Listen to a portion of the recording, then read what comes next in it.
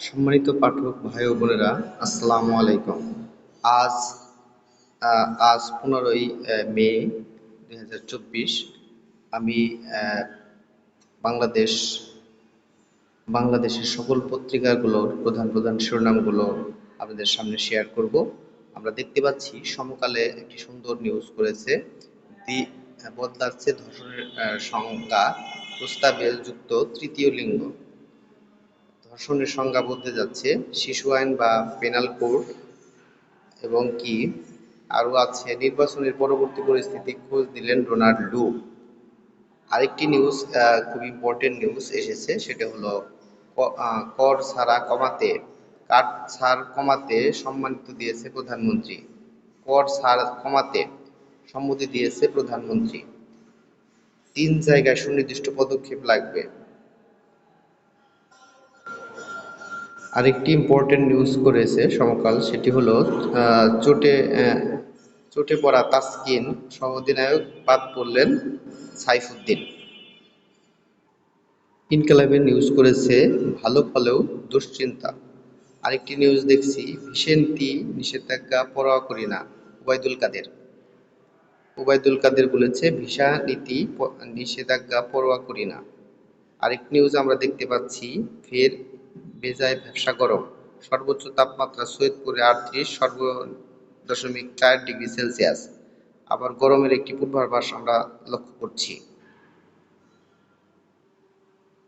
সম্মানিত ভিউয়ার্স, বাংলাদেশ প্রতিদিন নিউজ করেছে ইম্পর্টেন্ট নিউজ, পূর্ণরূপে ঝুঁকিপূর্ণ রেস্টুরেন্টগুলো। বিডি রোডে ভয়াবহ আগুনের পর শুরু হওয়া অভিযান থেমে গেছে, বেশিরভাগই নেওয়া হয়নি নিরাপত্তা ব্যবস্থা। আরেকটি নিউজ আমরা দেখতে পাচ্ছি, ফের আচরণবিধি লঙ্ঘন এমপিরা উপজেলা নির্বাচনকে কেন্দ্র করে। ক্যাম্পাসে সংঘাত।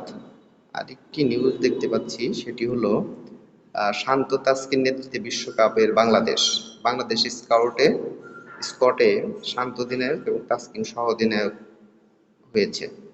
আরেকটি নিউজ আমরা দেখতে পাচ্ছি, ঢাকায় ব্যস্ত ডোনাল্ড লু, যুক্তরাষ্ট্র সম্পর্ক ভালো করতে চায়। আরেকটি খুবই ইম্পর্টেন্ট নিউজ, নাইকো মামলায় খালেদা জিয়ার বিরুদ্ধে সাক্ষ্য আজ।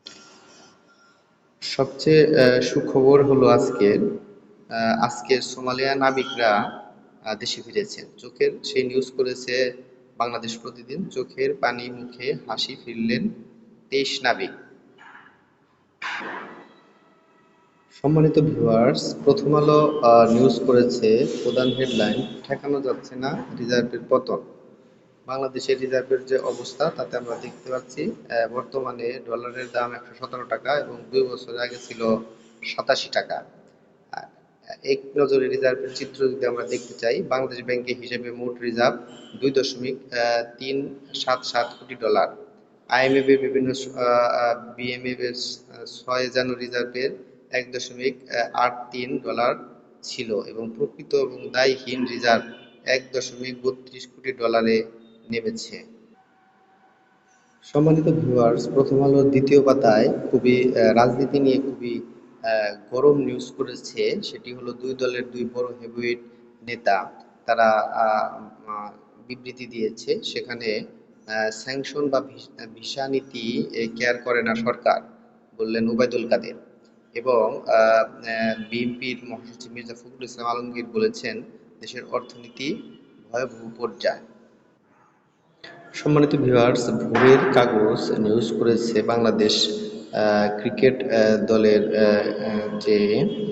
দলের বিশ্বকাপ দল ঘোষণা করেছে, তা নিয়ে নিউজ করেছে। চমক রেখেছে, বিশ্বকাপ দল ঘোষণা করলো বাংলাদেশ। মেট্রো রেল, আরেকটি নিউজ করেছে মেট্রো রেল নিয়ে, মেট্রো রেল শুক্রবার চলার সিদ্ধান্ত হয়নি।